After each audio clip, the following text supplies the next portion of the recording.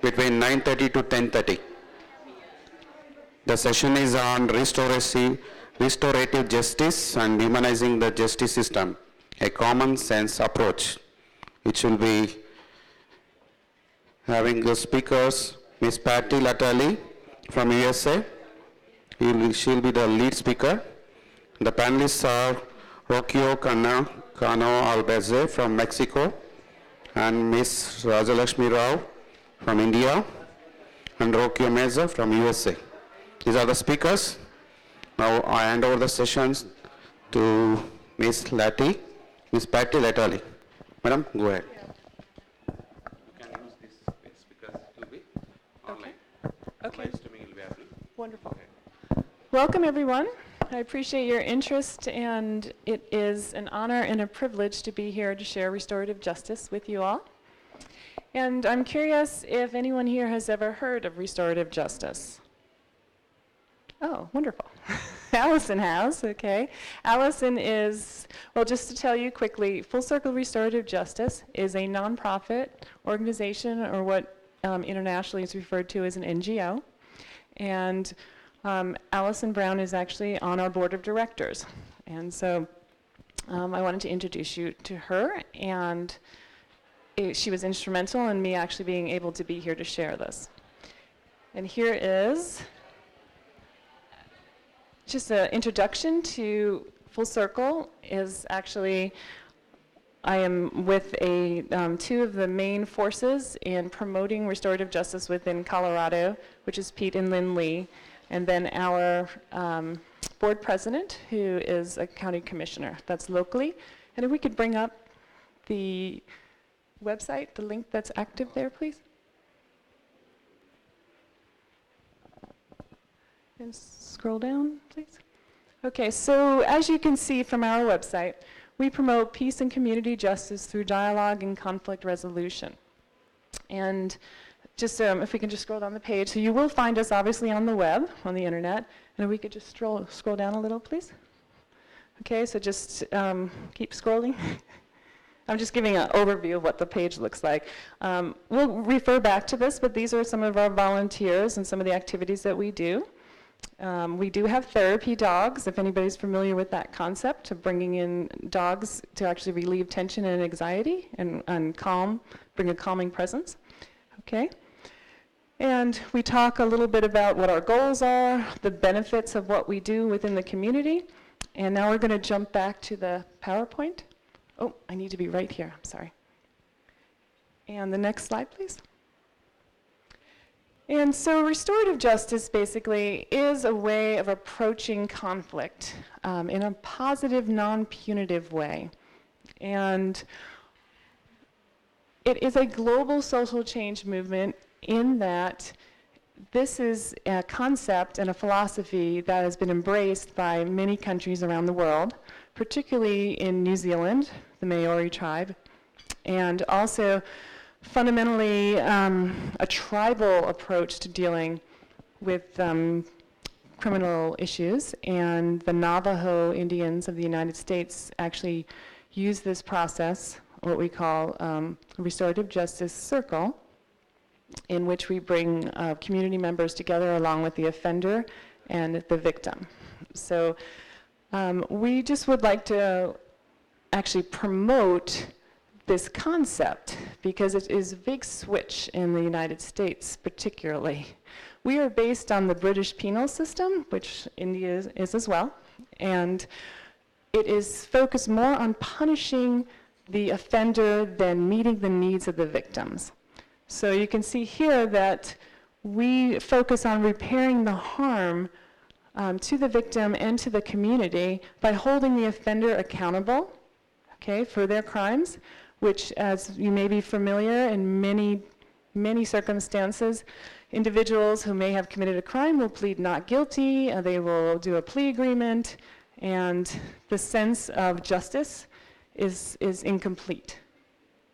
Next.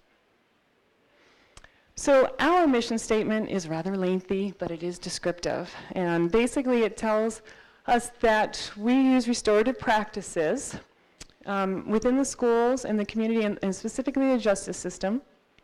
And What we focus on mainly is helping youth, or they refer to them as juveniles, and we work specifically with helping a juvenile take the accountability and giving them a chance through our program to repair the harm. Now, it is very much a paradigm shift in our philosophy of punishment, and so we bring the idea of restoring and repairing into the schools by programs in peer mediation and nonviolent communication, and also the idea of using these resolution circles to address areas of discipline and problems within relationships within the school, students, teachers, administration. We can move to the next one. And you will see, and I want to be out of the way here, so I'll come closer to these lovely ladies. So our traditional systems of justice, this is very important because this basically gives you the mind shift that we're promoting. And traditional system of justice asks, what laws have been broken? Who did this? And what do they deserve? Is anybody familiar with that type of justice? Yeah. So restorative justice asks, who has been hurt? What are their needs? And whose obligations are these? Okay, see the difference in the approach there, okay? Next slide, please. So we are a victim-centered process, and we want to serve the victim. In our justice system, typically the DA will represent the voice of the victim. However, the DA is actually representing, and district attorney, I'm sorry, to be clear, is actually representing the state. So the victim is removed from the criminal justice process in a way that gives them no voice and leaves them disempowered. So we will work with the victim to assure that their voice is heard, that they have input into the process. They are actually physically present when we have a restorative circle and we have the offender and the victim actually meet. Okay, so when we foster this dialogue, an example of a circle is up on the screen. We are looking at a higher rate of victim satisfaction. We are looking at faster case resolution time, okay, because the normal justice system, the wheels of justice grind very slowly. So we actually received a case, for an example, we received last month of a case that happened on Halloween, which is October 31st, and it took about almost 6 months to get to us. Okay. Now, our goal is to have cases or referrals of young people come to us in a process that we can handle the entire case, including the circles and the pre-conferences, within a 30-day period, which is speeding up the process. Restitution. So if there's any restitution involved in any of these criminal offenses, which is restitution is the word for paying back, specifically monetarily, for damages that occurred during the criminal offense. So restitution through restorative justice, once you have the victim and offender meet and you humanize the justice system because they can see how their actions impacted the other person, restitution rate is much higher because in the traditional justice system, the individuals ordered to pay restitution, they don't really have a person in mind. They feel as if they're paying the district attorney, they're paying into the system. They don't have a personal connection. Okay, so restitution may take many, many years instead of being agreed upon and completed, usually within a 6-month period. We have true accountability by the offender. They cannot be part of restorative justice unless they own what they did. Reduced recidivism rate, once an individual will go through a restorative process, including, as I mentioned, pre-conferences individually with the offender and with the victim, and then the actual circle in which community members and volunteers are facilitating, then the recidivism rate reduces dramatically. Recidivism meaning reoffense rate.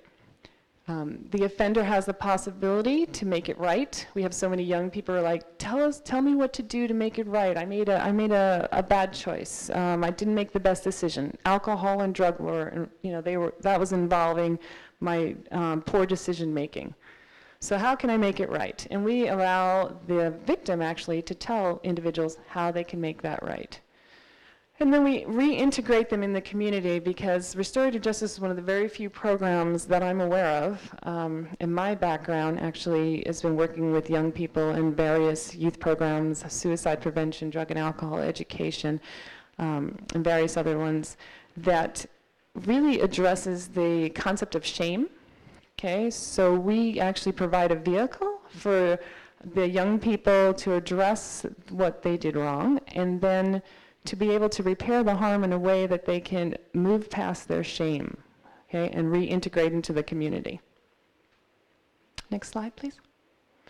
So this is just briefly, as you may imagine, restorative justice is not an overall government-supported approach at this time, although we have made significant progress, and I will show you just examples of the legislation that's passed in Colorado.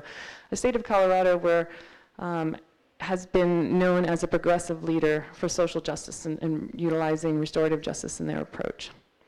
And this is basically how we are funded, which grants, different programs that we can bill, and doing a lot of grassroots fundraising, and very much supported locally by our community members and our businesses.